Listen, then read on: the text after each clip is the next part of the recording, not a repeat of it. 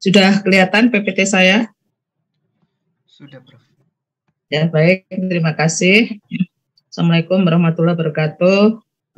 Selamat sore, salam sejahtera, semoga sehat selalu. Kali ini kita akan membahas tentang food hazard dan pertumbuhan bakteri ya, karena ini ada hubungannya dengan mikrobiologi ya, jadi seperti itu. Jadi kita tahu bahwa di dalam suatu makanan itu sebetulnya sudah ada hal-hal yang terkandung penyakit di dalamnya ya, baik itu cemaran dari mikrobakterium atau cemaran kimia atau cemaran hormonal ya. Kita tahu di pertanian itu ada hormonal ya, misalnya adanya hibrida, jagung hibrida, kedelai hibrida, dan mungkin ada juga tentang kompos atau tentang fertilizer atau pestisida.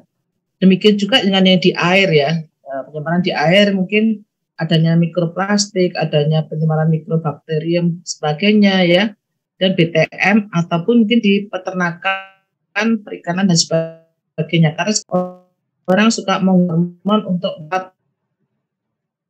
waktu maupun dari hewan-hewan, misalnya sapi kan ya, ayam broiler ya, di dalam waktu 3 minggu, 4 minggu sudah bisa dipanen, ataupun ayam petelur ya, dengan pemberian hormon dietilstilbestrol, ayam tidak perlu kawin untuk menghasilkan telur yang kita butuhkan ya, seperti itu.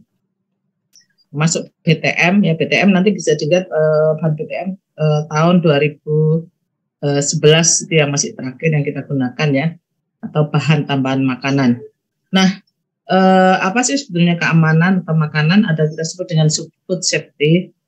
Kita tahu bahwa makanan adalah merupakan kebutuhan pokok manusia yang dibutuhkan setiap saat dan memerlukan pengelolaan yang baik dan benar agar bermanfaat bagi tubuh.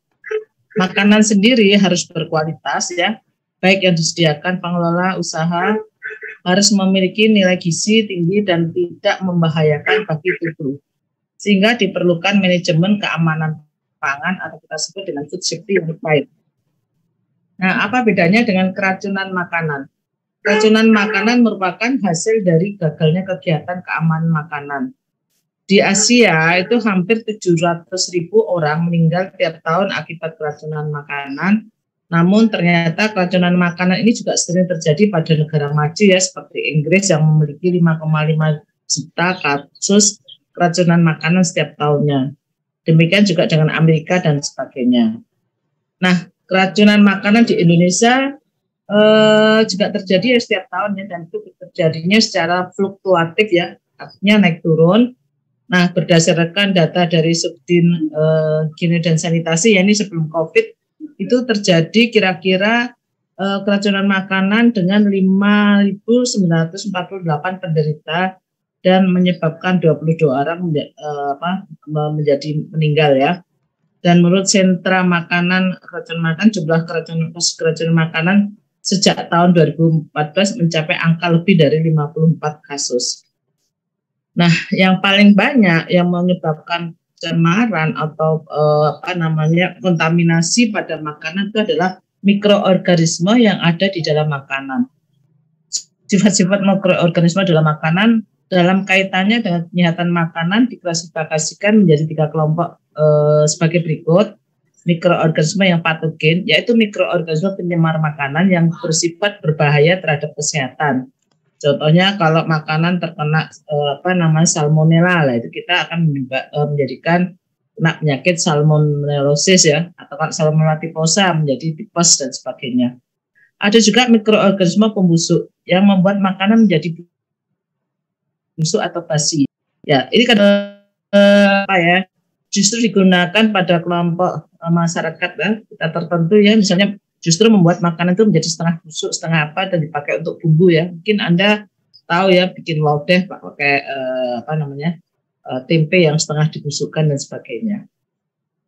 Ada juga mikroorganisme yang menguntungkan berguna antara digunakan dalam fermentasi makanan dan minuman ya, mungkin dalam tape atau dalam tempe, ada minuman-minuman lainnya, tempoyak dan sebagainya.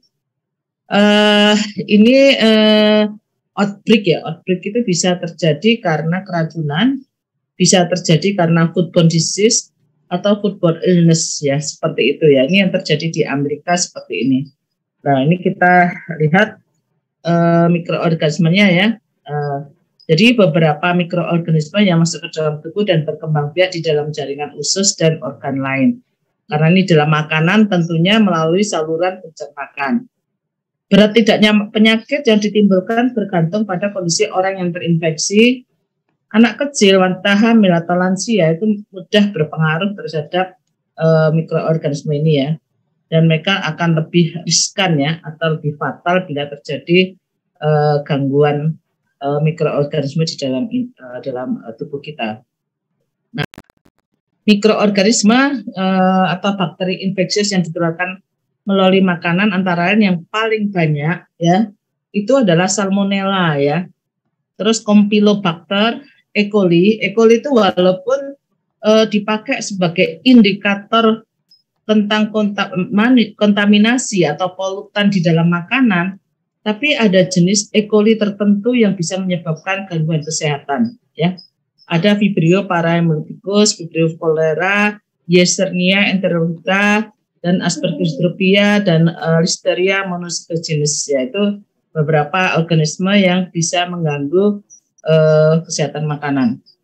Nah, yang pertama itu adalah Salmonella ya. Salmonella bakteri bentuknya kira-kira seperti ini ya gambarannya ya. Nah, gejala penyakit khas bagaimana yang ditimbulkan oleh penyakit Salmonella itu adalah diare. Hampir semua makanan yang mengganggu kesehatan masyarakat itu pasti tanda-tandanya adalah diare, demam, kram perut, kadang-kadang diikuti muntah-muntah. Dan tingkat kematiannya sangat rendah di populasi umum. Namun lebih tinggi jika terjadi di rumah sakit atau rumah perawatan. Karena apa? Karena penyakit Salmonella ini bukan Salmonella yang ini, tapi akibat daripada Salmonellosis itu adalah yang paling banyak adalah mutabera ya artinya. Mutabir itu menyebabkan dehidrasi, sehingga kematiannya lebih banyak karena dehidrasi itu ya, kekurangan cairan ya. Salmonella merupakan satu dari makanan yang paling sering dijumpai sama dia ya, dan itu paling banyak karena sanitasi ya. Contohnya misalnya di negara kita itu masih banyak orang mengkonsumsi misalnya telur mentah ya, atau telur setengah matang, atau menyimpan telur yang di mana di dalam luar cangkangnya itu kadang-kadang masih ada kotorannya ya, terutama masih ada, orang Jawa bilang masih ada teleknya atau ada fisesnya ya, itu yang menyebabkan penyakit tipes itu di situ ya. Jadi kalau misalnya memasak telur, dibuang dulu, dibersihkan dulu ya kulitnya, terus dibuka ya. Walaupun kadang-kadang ada yang 3 menit atau 6 menit, tetapi yang penting luarnya harus bersih supaya tidak terjadi Salmonella ya. Nah, ini simptom Salmonella ya, menjadikan lemah, hypodi temperatur ya, panas, chill, demam ya. Ini sedikit eksternal dari kadang-kadang keluar cairan ya, vomiting, muntah, abdominal pain itu sakit perut ya, nausea itu enek ya. Tidak muntah tapi enek ya, mau muntah nggak bisa. Tadi kalau lihat nggak enak gitu ya. Headache itu adalah sakit kepala. Masa inkubasi biasanya antara 12-36 jam. Orang yang berisiko tinggi meliputi mereka yang berusia muda, usia tua, ibu hamil dan sebagainya ya. Dan penyakit demam enterik atau yang disebut dengan typhoid fever ini lebih banyak disebabkan oleh Salmonella spesies. Salmonella itu banyak sekali ya spesiesnya ya. Ada Salmonella typhosa, Salmonella typhimurium, Salmonella lainnya dan sebagainya. 70% kasus demam enterik disebabkan oleh Salmonella enteritidis dan Salmonella typhimurium ya, seperti itu. Yang kedua adalah Campylobacter ya. Jadi seperti ini ya bentuknya batang ya. Organisme ini berbentuk spiral ya, tapi tidak seperti leptospirosis ya, bakterinya spiralnya lebih lebih leket. Ini spiralnya agak panjang dan biasanya ini ditemukan pada unggas di flora ini ya, flora normal usus ya. Jadi biasanya di usus halus dan sebagainya. Dan biasanya juga ada di beberapa babi ya. Nah, ini biasanya terjadi pada orang-orang yang suka makan usus ya. Kadang-kadang orang Indonesia itu usus itu kan bisa dikeringkan ya sedemikian rupa sehingga dia akan menjadi suatu makanan yang bisa dikonsumsi dengan baik ya, saya keripik usus dan sebagainya. Atau mungkin kalau Anda lihat di pasar tradisional kan ada usus yang dibumbuin sambal apa dan sebagainya dalam kondisi lembab, dan itu kalau tidak dijaga kebersihannya itu bisa menularkan penyakit gastroenteritis seperti itu. Apa dirasakan yang tadi ya, salmonella itu diare, fever ya, panas, abdomen, nausea and vomiting ya, headache, muscle pain, jadi lemes gitu ya di otot-otot ya. Dan ini adalah gejala umum untuk penyakit Campylobacteriosis ya. Masa inkubasi biasanya bisa terjadi antara 2 hingga 4 hari ya. Jadi setelah makan gejala yang ditimbulkan baru 2 hari baru dirasakan ya, seperti itu. Mungkin makanan sudah mencapai usus, dari usus dia melakukan gangguan dan sebagainya ya, dengan memperbanyak diri dan sebagainya sehingga kita merasa terganggu. Ini adalah Escherichia coli ya, paling banyak disebutkan di dalam dunia kesehatan ya, karena air atau makanan tidak boleh mengandung E. coli. Ya, kenapa E. coli? Karena E. coli itu ada Escherichia yang ada di dalam kolam. Jadi kalau di dalam air atau minuman atau makanan ada E. coli, itu diketahui bahwa di situ ada cemaran atau cemaran atau ini adanya E. coli di dalam suatu makanan sehingga harus dibuang. Makanya di Permenkes tahun 90, 2011, 2020 itu di dalam air minum, air bersih disarankan tidak boleh ada E. coli.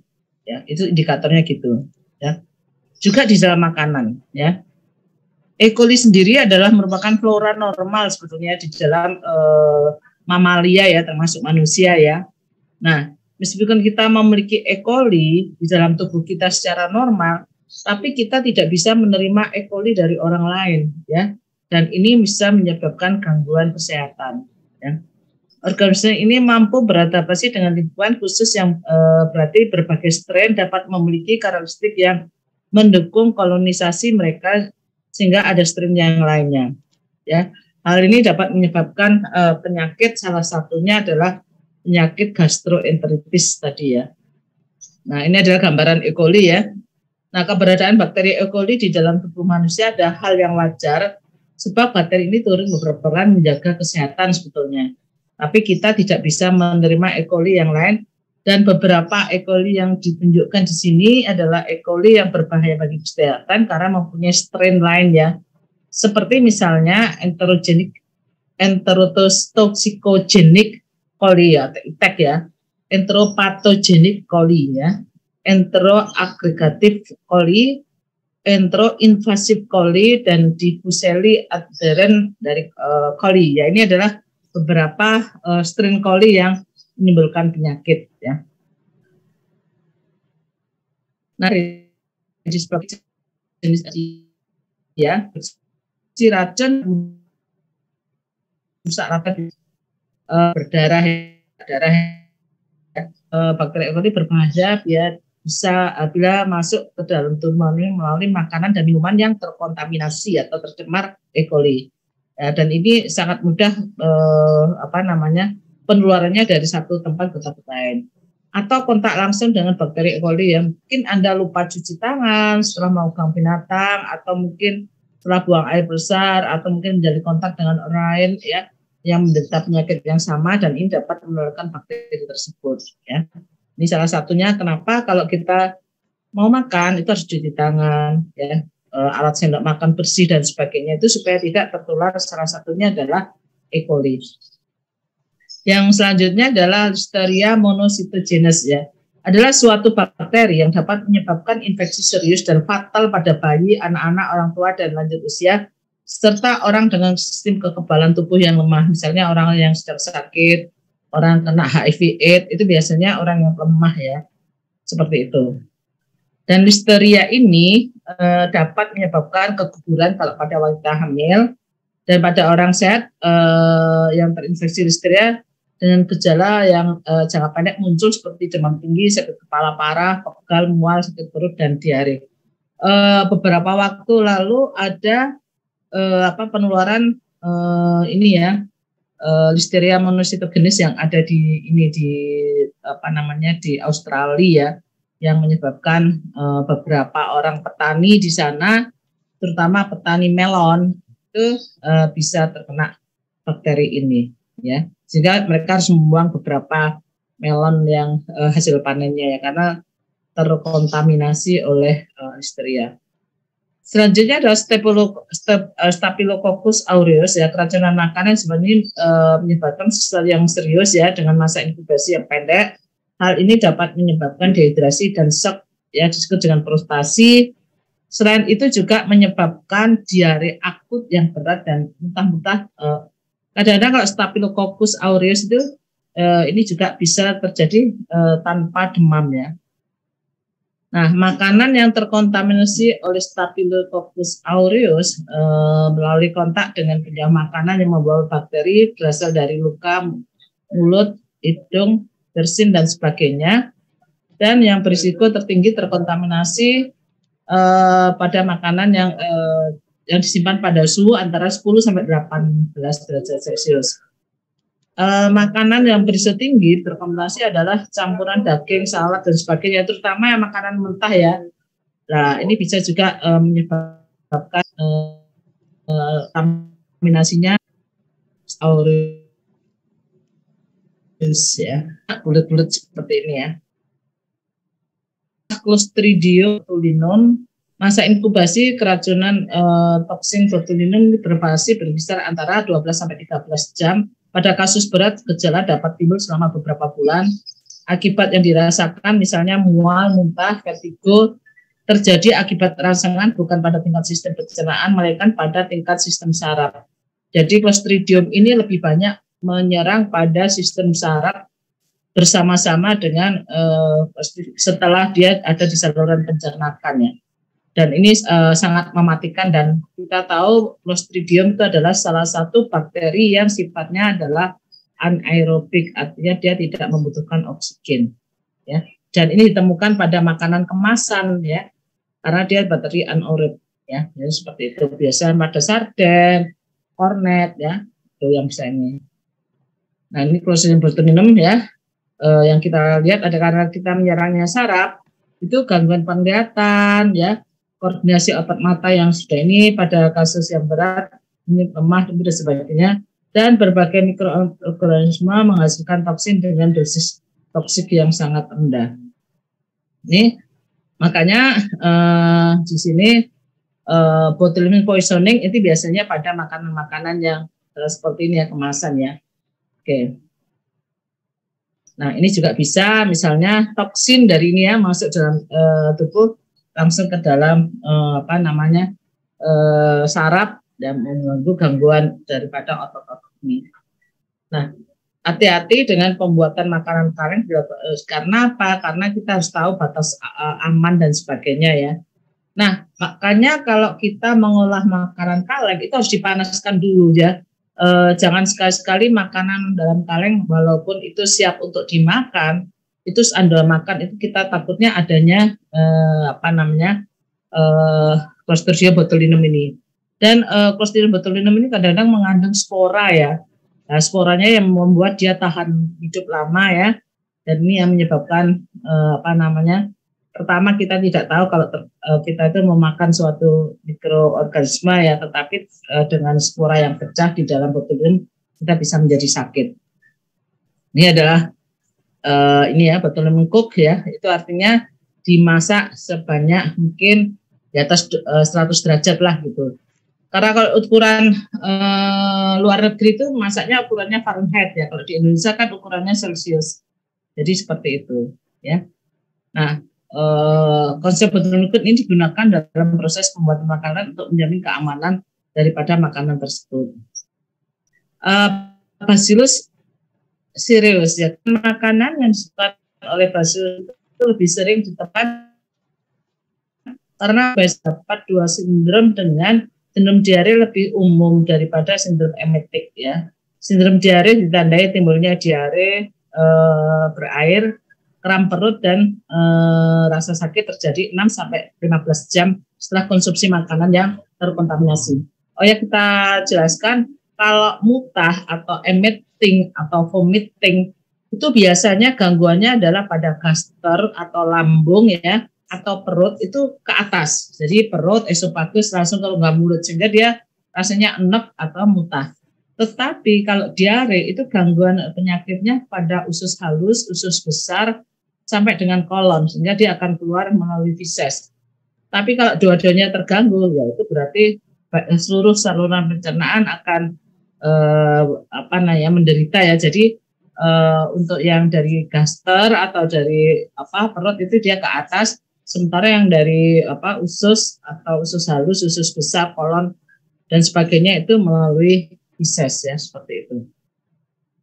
Serius ini juga banyak kita temukan pada makanan yang mengandung sereal ya, sama, mesti rasanya mual, emetik, kram perut dan sebagainya, tergantung daripada masa inkubasi dari masing-masing bakteri itu masuk ke dalam tubuh. Nah ini jamur ya, Aspergillus flavus ya. Mungkin Anda melihat ada kacang, jagung, atau mungkin kedelai ya, kapang-kapang. Itu biasanya ada mengandung kita sebut dengan alfa-toksin ya. Alfa-toksin itu merupakan mikotoksin yang paling umum dikenal dihasilkan dalam jagung dan kacang tanah ya, Aspergillus flavus dan Aspergillus parasiticus. Nah, itu mempunyai nilai letal dose atau dosis yang dibutuhkan untuk kematian atau membunuh hewan ya. Oleh karena itu kalau ada kacang terasa tengik ya, agak kopong dan sebagainya, itu lebih baik kita tidak ini. Kalaupun mungkin masih bisa kita olah, bisa kita makan, ya bisa aja sih, tetapi alfa-toksin B1 itu bisa bersifat karsinogenik. Artinya bisa menimbulkan penyakit kanker pada saat-saat tertentu setelah akumulatifnya cukup. Ya, itu adalah rumus kimia dari Aspergillus flavus dan itu adalah gambarannya seperti itu. Ya. Nah, jumlah alfa-toksin B1 dalam makanan juga dimungkinkan harus dibatasi ya.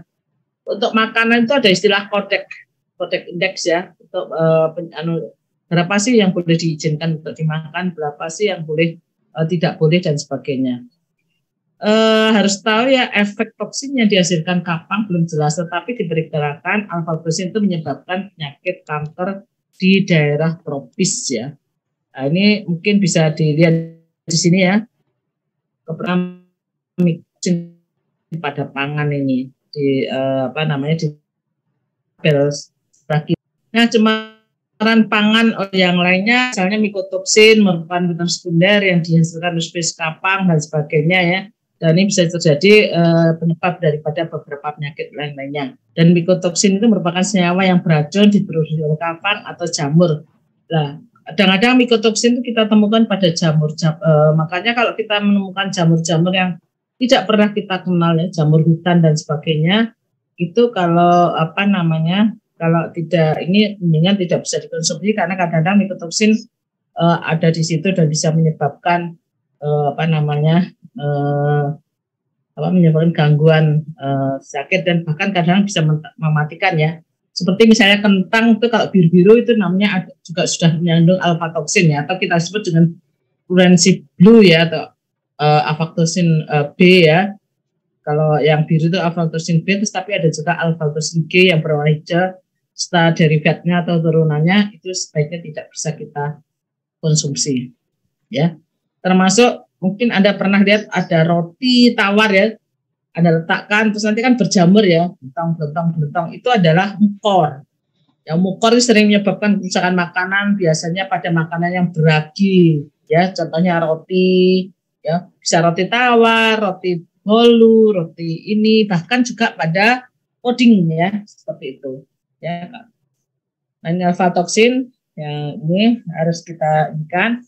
Karena alfa-toksin adalah suatu fungi atau jamur yang ada di dalam makanan yang beracun. Nah, kita harus belajar tentang bakteri, kebutuhan bakteri dalam pangan ya. Kemarin sudah kita jelaskan bahwa bakteri di dalam pangan itu membutuhkan kira-kira pH-nya antara 6 sampai 8. Available water antara ini berapa ya? Kalau untuk bakteri 9,1, Kalau jamur 0,87 ya. Karena itu biasanya makanan yang lembab itu sangat disukai oleh bakteri, sedangkan yang agak kering disukai oleh jamur. Suhu lingkungan ya hampir sama dengan tubuh kita, yaitu 37 derajat Celcius. Sedangkan kandungan nutrien atau protein, air bebas dan sebagainya itu tergantung daripada jenis makanan. Kelembapan itu lebih daripada 70% ya. Kelembapan relatif atau humidity ya, relatif humidity. Dan biasanya di dalam makanan tersebut juga ada penghambatan tubuh ya, masuk bakteri yang lainnya yang bisa ataupun mungkin bahan pengawet, mikroba lain, logam-logam berat dan sebagainya yang tidak disukai oleh bakteri.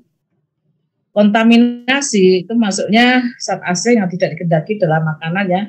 Ada 4 macam penyemar mikroba dari jamur yang bersifat biologi. Sementara fisik itu adalah rambut, tanah dan sebagainya. Terus ada juga yang pupuk, merkuri, ya, kat, arsen dan sebagainya. Dan ada juga pencemaran radioaktif menggunakan sinar alfa, sinar gamma. Ya mungkin kalau Anda melihat makanan yang dari produk-produknya Indofood ya, seperti Indomie dari bumbunya itu kan ada yang basah itu ya. Itu mereka melakukan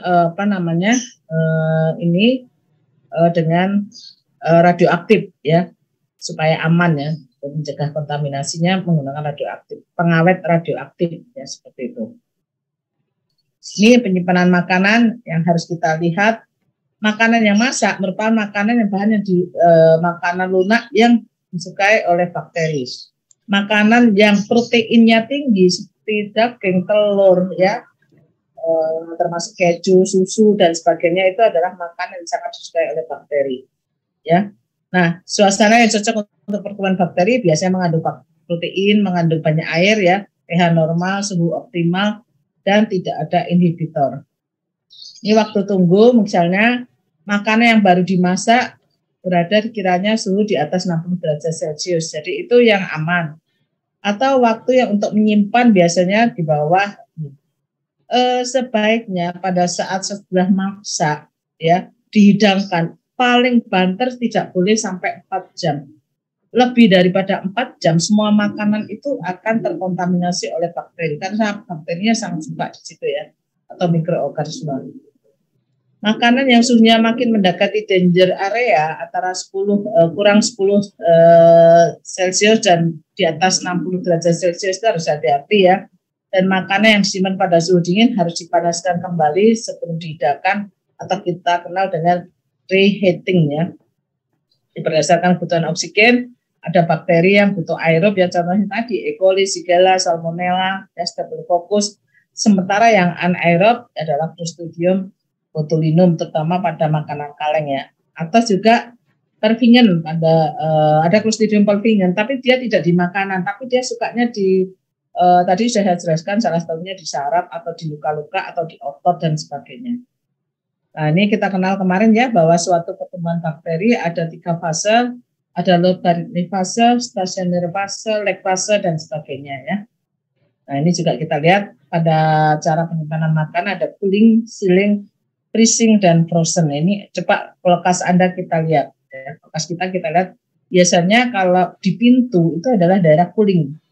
Ya, di pintu itu biasanya ada tempat menyimpan telur dan menyimpan air. Hati-hati, karena apa? Kalau telurnya itu tidak bersih, telur itu bisa mengisi air botol pelan gitu ya. Kan kulkas dibuka itu terkontaminasi ya, seperti itu. Nah, berdasarkan ada panas, tahan panas, termodulik dan sebagainya. Berdasarkan sifat hidupnya, bakteri itu ada psikofil, psikotrop, mesofil, termofil, termotrop. Ini tergantung daripada kebutuhan akan suhu untuk hidupnya. Waktu ya, lama simpanan, suhu, namanya penyimpanan ini ya, makin basuh, makin lama bakteri tidak tumbuh. Dan hati-hati dengan bakteri yang sering mengeluarkan toksin, spora, dan sebagainya. Ini hubungan waktu dengan suhu tadi ya, dengan kurva sigmoid yang kemarin sudah kita jelaskan.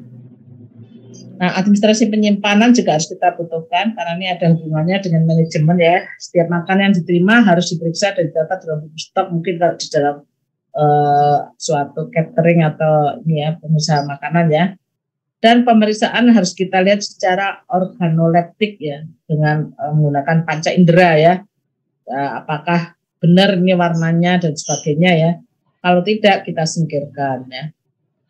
Ini keracunan makanan yang bisa terjadi ya, punya gejala klinis ya, konsumsi makanan ya. Jadi kadang-kadang di dalam makanan sendiri pun itu kadang-kadang sudah mengandung racun ya. Contoh misalnya jengkol itu sudah mengandung asam jengkol. Terus mungkin ada pohung gendruwo itu juga sudah ada alfa toksin ya. Ganyong atau mungkin apa itu juga bisa mengandung ini ya. Beberapa makanan kadang-kadang sudah ini. Selain mengandung toksin, makanan juga mengandung zat alergen ya, terutama makanan laut ya. Misalnya udang ya, atau mungkin lobster atau kepiting ya, kalau nggak tahan bisa menimbulkan alergi ya, seperti itu. Ini kontaminasi makanan ya di dalam tubuh kita itu ya macam-macam lah. Di sini lah akhirnya kita di dalam perut ya, ini namanya gaster ya, agak ini ya. Ini biasanya kita temukan mungkin ada susu, ada sayur, ada ayam dan sebagainya. Oke, ini kontaminasi kimia. Kontaminasi kimia itu biasanya lebih banyak terkait dengan BTM. Harus hati-hati dengan ya, BTM ya. Nah, ini bahan makanan yang ada di Permenkes. Mungkin Anda bisa lihat di internet ya. Ini saya masih pakai yang baru tahun 88. Yang lebih baru lagi tahun 2011 dan ada yang lebih baru lagi. Coba dilihat ya tentang penggunaan bahan pengawet, pemantap, antioksidan dan sebagainya. Ini adalah beberapa contoh BTM yang ada ya. Ini ada makanan atau tahap bahan tambah makanan ini memang sengaja ditambahkan supaya makanan lebih menarik ya untuk menambah cita rasa, tekstur dan memperpanjang daya simpan dan sebagainya.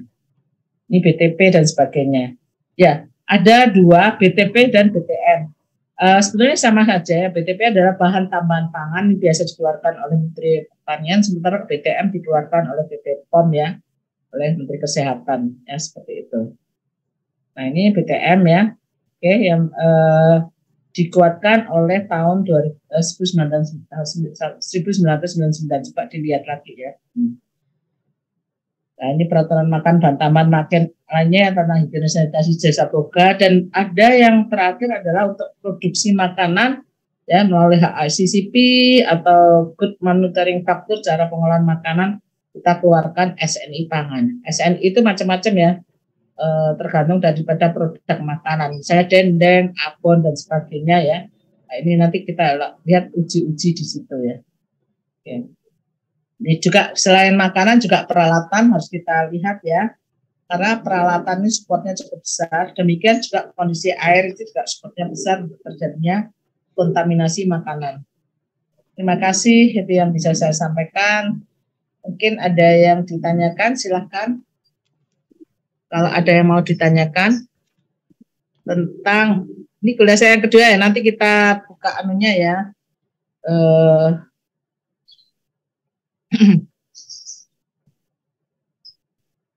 Oke, kalau ada yang ditanyakan silahkan. Saya ingin bertanya, Prof. Silakan, Nak. Oke, tadi dalam slide holding time itu tadi kan dijelaskan kalau makanan dingin itu perlu di reheating kembali gitu ya, dipanaskan kembali. Itu apakah nggak mengganggu kandungan gizi dalam makanan tersebut ya, Prof? Sebetulnya reheatingnya tidak nggak perlu panas menguap atau apa ya, mungkin sedang menghangatkan sehingga bisa bisa dikonsumsi dengan baik oleh masyarakat gitu. Jadi memang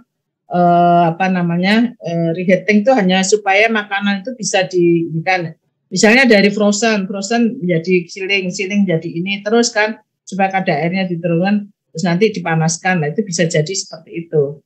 Ya, mungkin kan sekarang kita banyak sekali mengkonsumsi makanan frozen kan, seperti itu kan.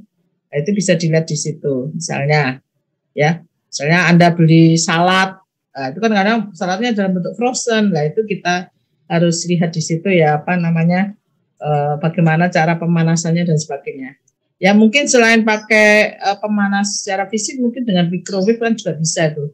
Sering kan kita memanaskan dengan microwave ya, mungkin. Tuh.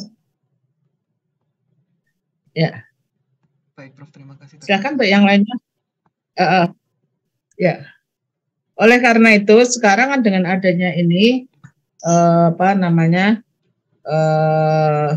food ini ya, apa namanya, yang Anda boleh maaf, yang apa namanya, yang dikirim tuh ya, delivery food dan sebagainya ya, itu kan seharusnya harus ada undang-undang ya. Undang-undangnya apa? Undang-undang untuk yang membawa makanan itu, kalau misalnya pizza atau apa itu food delivery-nya cukup bagus ya, karena di tempat apa pengiriman itu ada pemanasnya. Tapi ya kalau yang Gojek atau apa itu kadang-kadang sangat miris sekali ya, kadang-kadang dicewantolkan di apa di stang sepeda motor gitu, terus kadang-kadang loh kok taruh di situ ya, kan harusnya melalui apa itu supaya lebih bagus gitu, tapi kadang-kadang kita masih melihat hal semacam itu dan itu belum ada undang-undangnya gitu.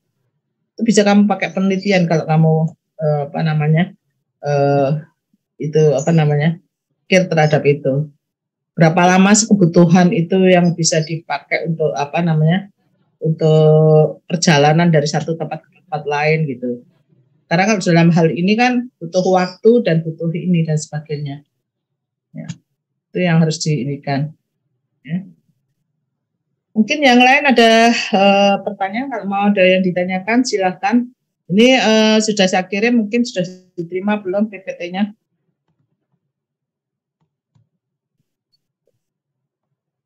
Mas Agung sudah terima belum Mas Agung?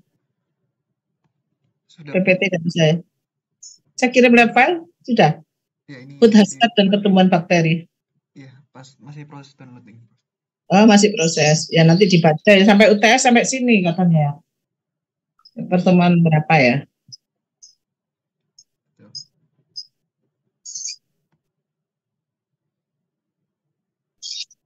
Sudah belum ya? Kok lama ya? Sudah, Prof. Sudah selesai. Oh, sudah.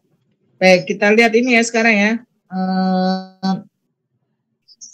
Apa namanya? Ya, soalnya ini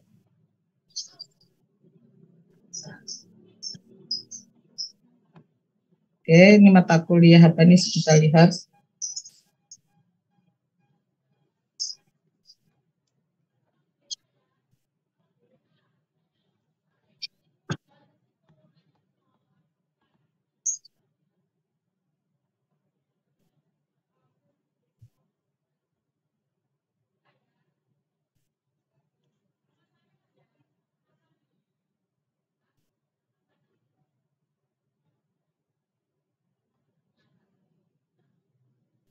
Ini kelasmu kelas A4 atau B4?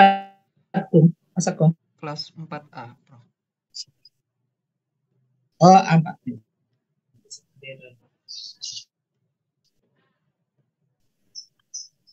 4A ya. Soalnya ada dua nih, sebentar. Kita kembalikan. A4 ya. Oke.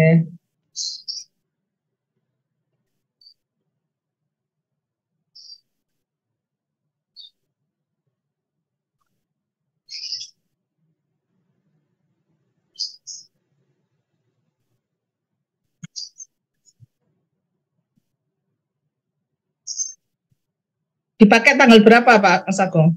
Tanggal 1 ini atau tanggal berapa absennya? Gak apa-apa ya, tanggal ini aja ya, Rabu ini ya. Iya, betul, Prof. Nggak apa-apa.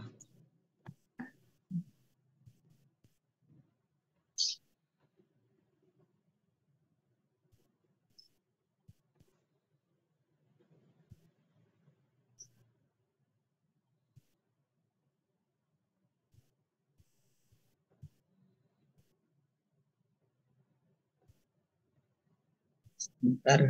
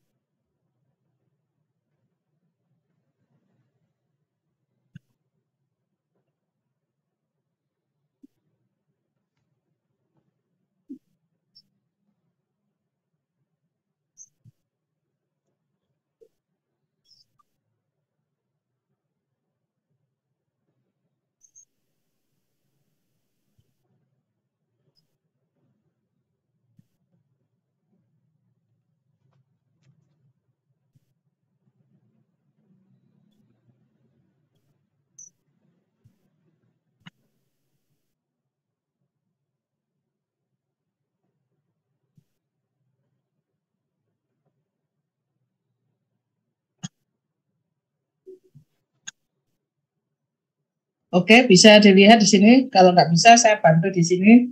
Apa yang mau absen, silakan.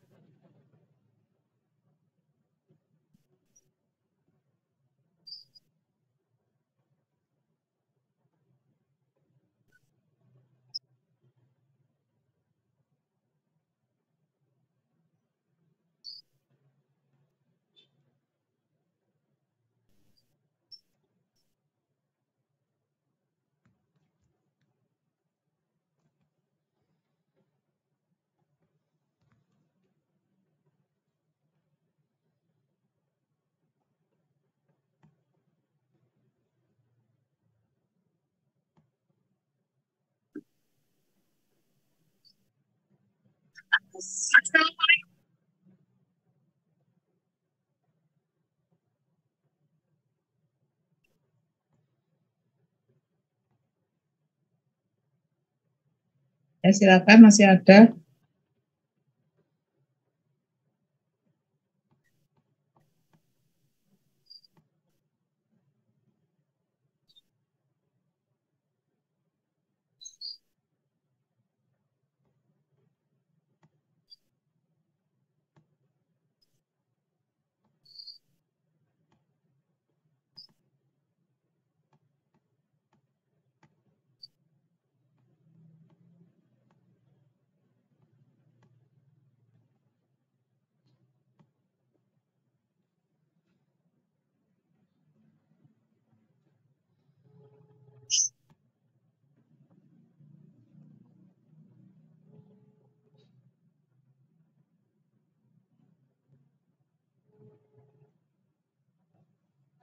Presensi.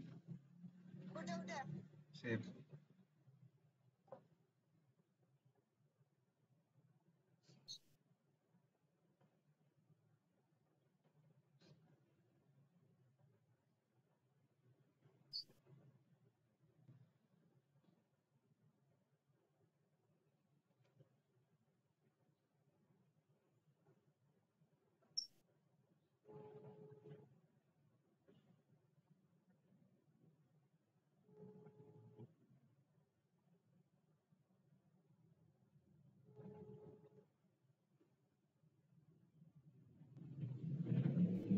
Masih banyak banget.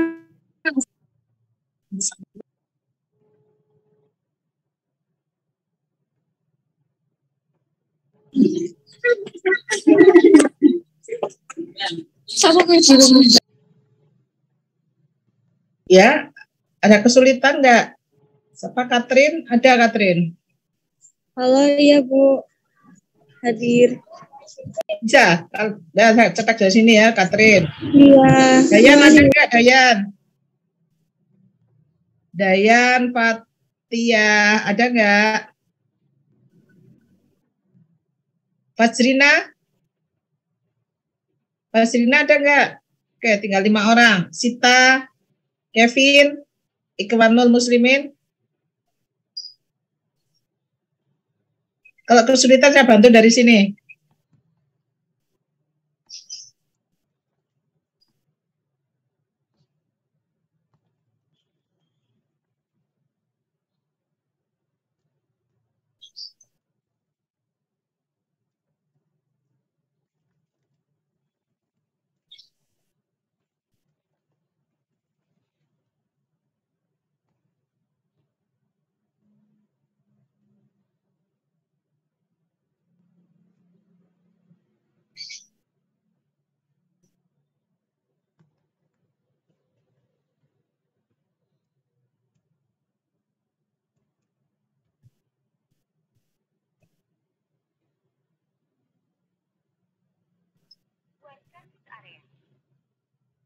Nomor yang kamu tuju sedang tidak aktif atau berada.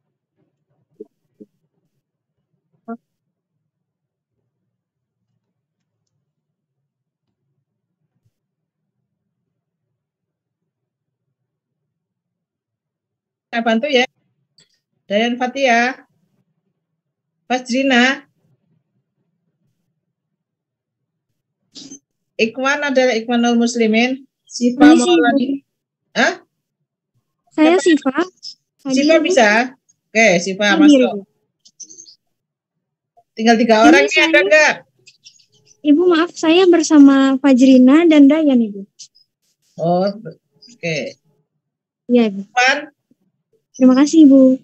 Ya, sama-sama. Ikhwanul ada nggak? Mungkin terlembar ya. Oke, tak masukin aja semua. Oke, jadi semua sudah presentasi ya. Terima kasih. Sampai ketemu lagi. Bahan ini dipakai untuk TS. Mohon maaf lahir batin. Saya stop share. Mungkin masih ada yang ditanyakan. Silahkan. Kalau ada yang mau ditanyakan. Baik, jadi saya sudah 2 kali tatap muka ya, Akum ya. Jadi yang kapan itu kita yang offline, dan sekarang yang online. Jadi sudah 2 kali ya untuk bahan saya, dan ini bisa dipakai untuk tadi UTS. Ya, semoga sukses. Mohon maaf lahir batin bila ada sesuatu yang kurang dari saya. Dan sampai ketemu lagi. Salam sehat. Assalamualaikum warahmatullahi wabarakatuh. Ya. Waalaikumsalam warahmatullahi wabarakatuh. Terima kasih banyak. Terima kasih, Prof. Terima kasih.